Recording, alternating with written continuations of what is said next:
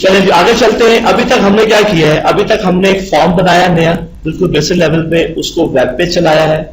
Web पे मैंने सारा आपको फ्लो बताया है कि कौन कौन से कहाँ पे चीज़ें रिक्वायर्ड हैं। उसके बाद फिर उसको हमने जो रन टाइम फॉर्म चला है उसको हमने एक्सप्लोर किया है यूजर के एंड से। रिकॉर्ड में नया रिकॉर्ड एंटर करना, सेव करना, एरर को देखना, शॉर्टकट कीज को देखना, रिकॉर्ड को काउंट करना, एडवांस क्वेरी लगाना, एंटर क्वेरी मोड, ठीक है, ये सब चीजें हमने इसमें पढ़ेंगे। आगे मजीद आगे चलते हैं। अगर मैं इस फॉर्म को दोबारा वेब पे चलाता हूं,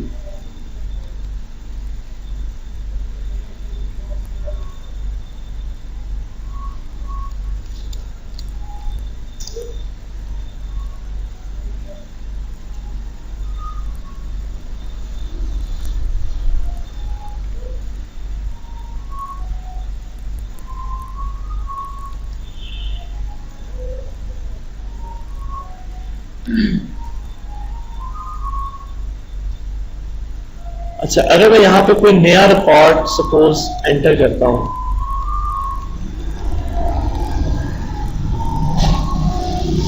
मैं एंटर करता हूं 7934, वही रिकॉर्ड मैंने एंटर किया। अब मैं रिकॉर्ड एंटर करूंगा, मैं सेव पे क्लिक करूंगा तब वो शोर मचाएगा ना, होना क्या चाहिए, अभी इसको शोर मचाना चाहिए। ये क्या बात हुई, सब सेव पे क्लिक करूंगा तब जाके बताए। अगर एक बड़ा ह्यूज डेटा एंट्री फॉर्म है, आपने 10 मिनट लगाया उसको सारे फीडिंग करने के बाद, एंड में जाकर कहता है भाई इसमें एरर है, तो जो एंटर करने वाला वो तो कहेगा ये क्या फॉर्म बनाया, मुझे शुरू में बता देता ताकि मैंने, तो इसलिए इसका मतलब जो वैलिडेशन है वो क्लाइंट साइड पे चेक होनी चाहिए, क्योंकि ये है जब मैं सेव पे क्लिक करूंगा जो सर्वर के पास जाएगी, सर्वर पे कंस्ट्रेंट लगे होंगे टेबल पे, तब जाके वो चेक होगा।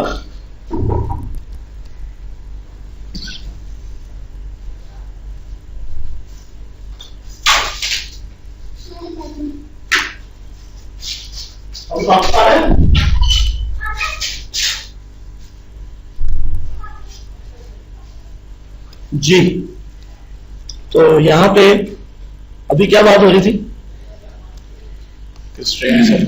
हाँ ये जब आप सेव पे क्लिक करते हैं तो ये जो डुप्लीकेट की है जब वो बैकएंड पे स्टेटमेंट जाती है सर्वर को तब जाके चेक करता है। लेकिन होना ये चाहिए कि उसको इमीडिएट चेक करना चाहिए जो भी कंस्ट्रेंट है।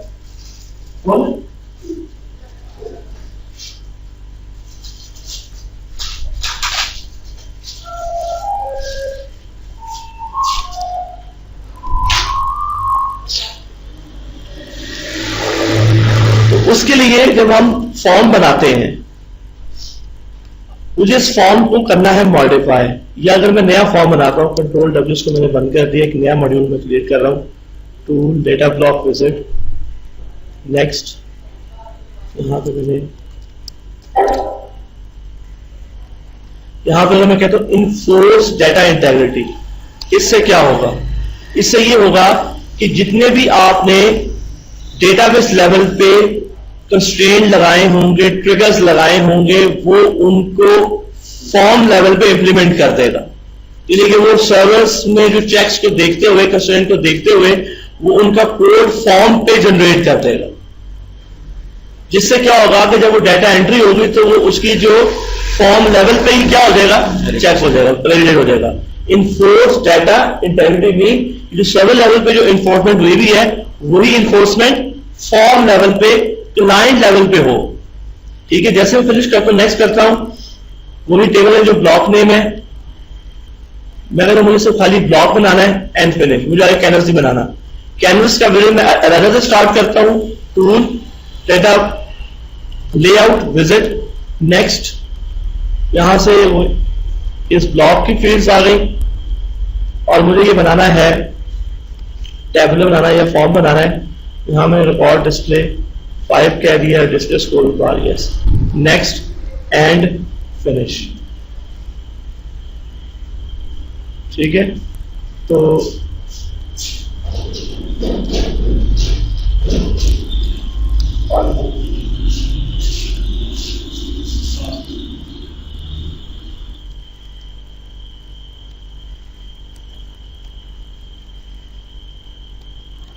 अब यहां पे अगर मैं देखता हूं तो ऑब्जेक्ट नेविगेटर, ये जो सामने विंडो आ रही है ये कौन सी विंडो है? Canvas editor. और यहां से आप विंडो पे चले जाए तो ये आपका ऑब्जेक्ट नेविगेटर आ जाएगा, जैसे रिपोर्ट में होता है। तो यहां पे देखें, मैं इसको एक्सपैंड करता हूं तो उसने यहां पे कोई अभी ट्रिगर्स हमें नहीं दिखा रहा।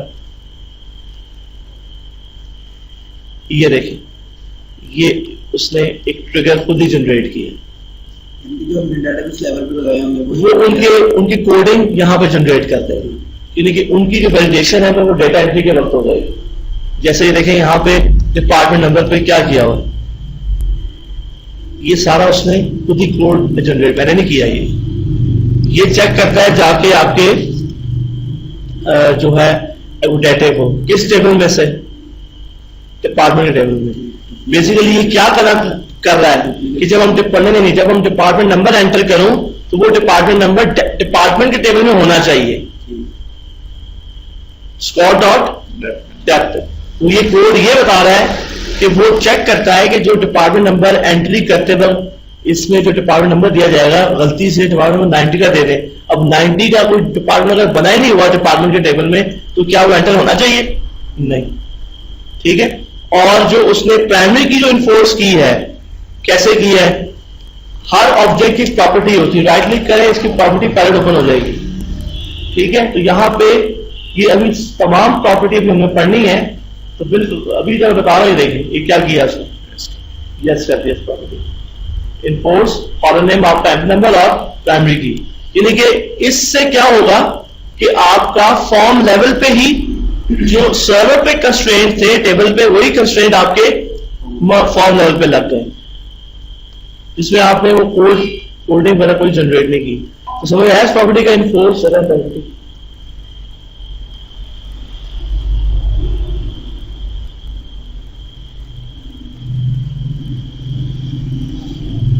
अच्छा जी, नया फॉर्म भी हमने बनाना सीख लिया है, ठीक है, उसको चलाना भी सीख लिया वेब पे। हाँ जी, अब एक और इसमें पढ़ते हैं। एग्जीक्यूट क्यूरी किया, यूजर इस रिकॉर्ड पे आता है, ये हाईलाइटेड है, इस पे आया, ये हाईलाइटेड है। मैं चाहता हूं कि वो जिसको सिलेक्ट करे, अगर वो इस पे आया है तो ये पूरा रिकॉर्ड हाईलाइट हो जाए। क्या हो जाए? यानी कि इसको सिलेक्ट करूं तो ये हाईलाइट, यानी कि मुझे मालूम हो जाए कि मेरा अभी जो पॉइंटर है वो किस रिकॉर्ड पे है। तो उसके लिए हम पढ़ेंगे एक और ऑब्जेक्ट। अभी तक जो हमने ऑब्जेक्ट पढ़े कौन कौन से पढ़े? डेटा ब्लॉक, कैनवस और विंडो। तो ठीक है, अब हमने पढ़ना है वो है विजुअल एट्रीब्यूट्स। विजुअल एट्रीब्यूट्स ये क्या होता है? विजुअल एट्रीब्यूट बेसिकली आप किसी भी ऑब्जेक्ट के ऊपर, मैंने कहा किसी भी ऑब्जेक्ट कैनवस भी हो सकता है, ऑब्जेक्ट ये ब्लॉक हो सकता है, उसकी आइटम्स हो सकती हैं, ठीक है। इसका मतलब है कि आप विजुअल एट्रीब्यूट का मतलब ये है कि आप किसी भी ऑब्जेक्ट के ऊपर आप उसका बैकग्राउंड कलर और फोरग्राउंड कलर सेट कर सकते हैं। यानी कि अगर आप इस पे जाएं, किसी भी सपोज आप इसी को ले लें, ऐप नंबर को राइट क्लिक किया, इसकी क्या ओपन हो गई? Property palette. आप चाहते हैं कि इस टेक्स्ट आइटम का बैकग्राउंड कलर यहां पे आपको नजर आ रहा होगा, देखिए colour, background colour, foreground colour. आप यही जो चेंज इस प्रॉपर्टी से करेंगे, यही चेंजिंग कैनवस पे आकर डबल क्लिक करेंगे, जिस फील्ड पे करना है यहां सिलेक्ट करें, यहां से क्या करते हैं उसका फोरग्राउंड कलर रेड करते हैं, बैकग्राउंड कलर जो आप चाहते हैं। जब आप इस पर राइट क्लिक करेंगे F4 property inspector, property palette में, तो यहां पे जो रिकॉर्ड का आपको मिलेगा, ये वही से सेट कर दिया ना, प्रॉपर्टी तो सिलेक्ट कर दी। अब आपको ये वाला इफेक्ट इन सब पे करना, कॉम्बिनेशन। तो आप क्या करेंगे? इन सब पे ये अप्लाई करेंगे।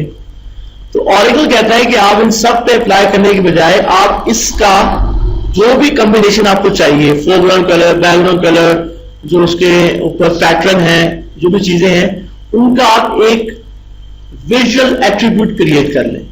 विजुअल एट्रीब्यूट कॉम्बिनेशन है foreground colour, background colour and pattern. तो आप क्रिएट करें visual attribute and attribute create हो गया। इसका कोई भी नाम दे दें, ठीक है। यहां पे आप दे दें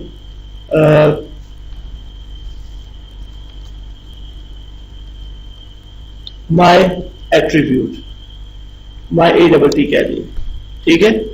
राइट क्लिक करें, प्रॉपर्टी पैलेट, इसकी प्रॉपर्टी ओपन हो गई। ये देखें, ये वही है जो आ रही है यहां पे आप इसका फोरग्राउंड कलर कह दें जी रेड, या ये कह दें, और बैकग्राउंड कलर जो है वो आप कह दें इसके ब्लू कह दें। और फॉन्ट वेट क्या होगा, फॉन्ट नेम आप कोई भी सपोज थॉमा दे दें। फॉन्ट साइज आप दे दें 8 पॉइंट, फॉन्ट वेट आप बोल्ड कर दें, वट एवर जो भी आपने करना है। ये मेरा एक विजुअल एट्रीब्यूट बन गया है। विजुअल एट्रीब्यूट की आगे दो तरह की टाइप्स हैं, 3 टाइप्स हैं, कॉमन है, प्रॉम्प्ट है, टाइटल है। कहता है कि ये विजुअल एट्रीब्यूट कहां पे अप्लाई करना है। आइटम के लेबल होते हैं, प्रॉम्प्ट होते हैं आइटम्स के। हर टेक्स्ट आइटम का क्या ऊपर लेबल है, आपने वो विजुअल एट्रीब्यूट किस पे अप्लाई करना है, प्रॉम्प्ट पे करना है या टाइटल। टाइटल किसका होता है, अक्सर फ्रेम का होता है। मैं दिखा देता हूं आपको, ये आपका क्या है, फ्रेम है। मैंने इसका नाम नहीं दिया था, फ्रेम का टाइटल, उस पर अप्लाई कर सकते हैं विजुअल एट्रीब्यूट। ये जो प्रॉम्प्ट नजर आ रहे हैं इस पे अप्लाई कर सकते हैं। और कॉमन होता है कि आप सब पे कर सकते हैं। सही है। यानी कि वो पूछ रहे हैं कि आपने स्पेशल जो एट्रीब्यूट बना रहे हैं किस मकसद के लिए बना रहे हैं, टाइटल के लिए बना रहे हैं, प्रॉम्प्ट के लिए बना रहे हैं, या कॉमन बना रहे हैं। तो मैं क्या बनाऊं, उसको कॉमन बना देता हूं। तो यहां पे इसकी बाय डिफॉल्ट टाइप क्या है, कॉमन। अब यहां पे आप आए कैनवस पे, बजाय के ये आप इसको मैं वापस रिवर्ट कर देता हूं, F4 इसकी हॉटकट की है, प्रॉपर्टी पैलेट्स की, और मुझे इसका रिवर्ट करना है। तो यहां से आए और जो कलर है रेड, ये है एक प्रॉपर्टी ऑप्शन है इनहेरिट, ये इसका डिफॉल्ट सेट हो जाएगा, जो भी डिफॉल्ट था, ठीक है।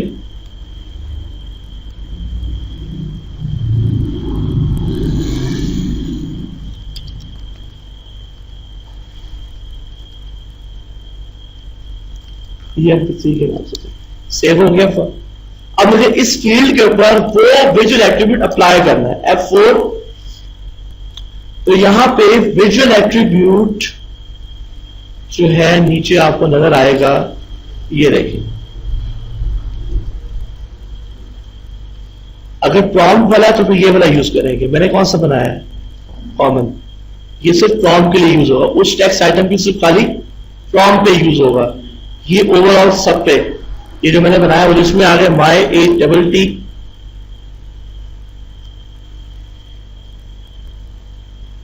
वो जो कि प्रॉम्प्ट पे भी हो गया, उसके यानी कि उसके लेवल पे भी हो गया, उसकी फील्ड पे भी हो गया, कर सकते हैं फॉर्म लेवल पे। अच्छा, अब मैं इसको सेव करता हूं। अच्छा, ये भी सोर्स फाइल बनेगी, कंट्रोल T से इसकी क्या बन जाएगी, FMX फाइल इसकी बन जाएगी।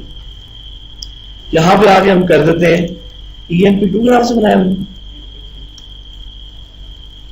EMP3 कर दे, तो ऐसा कुछ वही रहेगा आपका। तो फाइल नेम चेंज कर दें, ये एग्जीक्यूट क्यूरी रिकॉर्ड आ गया, ठीक है। यहां पे अब ये जो अप्लाई हुआ है, ये अप्लाई हुआ है पूरी फील्ड पे और लेबल पे। मैं चाहता हूं अप्लाई कैसे हो, जिसको सिलेक्ट करूं खाली उसी पोर्शन पे सिलेक्ट हो, ठीक है। उसके लिए फिर मुझे क्या करना पड़ेगा, इस प्रॉपर्टी में गया, F4 जो मैंने ग्रुप लेवल पे सारा अप्लाई किया है उसको मुझे खत्म करना होगा। अब देखिए, जैसे ही मैंने विजुअल एट्रीब्यूट अप्लाई किया तो इसकी प्रॉपर्टी भी बैकग्राउंड फोरग्राउंड सारी ऑटोमेटिक सेट हो गई, जो बता रहा है एरो साइन इनहेरिटेंस, यानी कि ये वैल्यू कहां से लेके आता है, विजुअल एट्रीब्यूट से। तो मैंने उसको कर दिया इनहेरिट टू डिफॉल्ट, सब पे अनस्पेसिफाइड सेट हो गया। ये विजुअल एट्रीब्यूट अप्लाई था ग्रुप लेवल पे। अब मुझे विजुअल एट्रीब्यूट अप्लाई करना है रिकॉर्ड लेवल पे। तो यहीं पे एक प्रॉपर्टी होगी इसी पे, यहां पे आपको नजर आ जाएगी, देखिए रिकॉर्ड लेवल पे करंट रिकॉर्ड विजुअल एट्रीब्यूट, इस पे माय एट्रीब्यूट मैंने बनाई है। क्योंकि अभी जो हमारी फाइल सेव कर दी है एफएमएक्स फाइल मुझे दोबारा बनानी होगी, तो इसको मुझे जब मैं फाइल दोबारा बनाऊंगा, अब ये दोबारा फाइल बनाना नहीं दे रहा, क्यों, फाइल ओपन है, अक्सर आपको एरर आता था हमें, ठीक है, फाइल क्या है, ओपन है।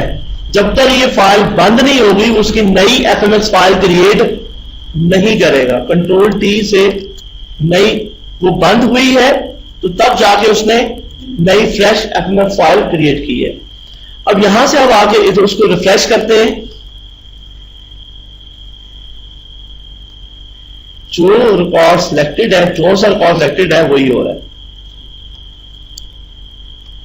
क्योंकि आपने इस पे खाली लगाया तो उसी पे जाएगा ना। हालांकि मैं फील्ड ये सिलेक्ट करता हूं तो वो देख रहा है रिकॉर्ड लेवल पे, और आपने लगाया किस पे था, अरे ई नेम पे। अगर मैं चाहता हूं कि पूरी रो ही हाईलाइट हो जाए तो फिर हल क्या है कि मैं हर फील्ड के ऊपर लगाऊं, क्या करूं, फील्ड पे लगाऊं। लेकिन ऑरेकल कहता है कि आपको हर फील्ड पे लगाने की जरूरत नहीं है, आप इसकी जरा हायरार्की चेंज करें। यही जो आपने प्रॉपर्टी चेंज किया आइटम लेवल पे, यही वैल्यू आप सेट कर दें ब्लॉक लेवल पे। यहां पे राइट क्लिक करें या प्रॉपर्टी पैलेट पे आ जाएं, तो यहां पे वही प्रॉपर्टी आपको मिलेगी, देखें, करंट रिकॉर्ड विजुअल एट्रीब्यूट।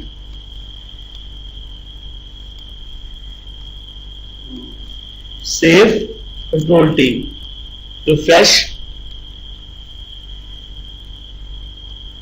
तो ये देखिए करंट रिकॉर्ड आपका आ गया। इसमें ये नहीं पता चल रहा कि हमारा जो कर्सर है वो किस फील्ड, अब वो फिर आपने वो ऐसा ही सेट किया ना, फिर आप उस हिसाब से सेट करें कि कलर वो सेट करें कि आप वो भी रहे और वो भी रहे, क्योंकि वो मिल गए ना, जो हमारा होता है सिलेक्टेड वो उसका कलर यही होता है, तो फिर आपका कॉम्बिनेशन चेंज करें ना अपना, ठीक है। ये विजुअल एट्रीब्यूट में जाके चेंज करना पड़ेगा, नहीं, हाँ हाँ बिल्कुल, अगर आप चाहते हैं कि चेंज हो जाए पैटर्न, तो अब ये तो अप्लाई हो गए ब्लॉक लेवल पे। अब इससे खाली क्या करना है आपको, एट्रीब्यूट चेंज, यहां पे आगे चेंज करना। आप चाहते हैं कि बैकग्राउंड कलर जो है वो हो जाए येलो हो जाए, या नहीं फोरग्राउंड कलर आप कर देते हैं रेड कर देते हैं, और बैकग्राउंड कलर जो है वो आप येलो ही कर देते हैं, ठीक है। और कंट्रोल एस कंट्रोल टी, तो वो फॉर्म ओपन है, उसको यहां से बंद कर दें, फिर कंट्रोल एस और कंट्रोल टी,